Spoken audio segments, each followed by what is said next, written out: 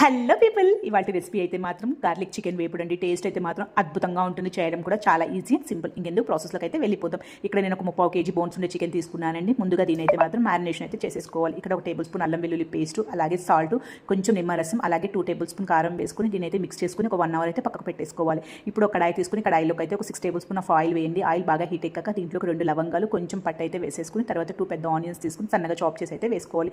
Onions అయితే మగ్గనిచ్చిన తర్వాత మనం ముందుగా మ్యారినేషన్ చేసి పెట్టుకుని చికెన్ వేసి హై ఫ్లేమ్ మీద అయితే ఒక 10 మినిట్స్ అయితే కుక్ చేసుకోండి. తర్వాత దీంట్లోకి అయితే మాత్రం ఒక 15 నుంచి 20 వెల్లుల్లిని అయితే కచ్చాపచ్చిగా దంచి అయితే మాత్రం దీంట్లోకి వేసేసి మీడియం ఫ్లేమ్ మీద అయితే మాత్రం ఒక 10 to 15 మినిట్స్ అయితే మధ్య మధ్యలో కలుపుతూ అయితే మాత్రం కుక్ చేసుకోవాలండి. తర్వాత దీంట్లో ఒక 5 పచ్చిమిర్చి, అలాగే గుప్పెడు కరివేపాకు కూడా వేసి ఒక 2 మినిట్స్ అయితే మాత్రం కుక్ చేసుకోవాలి.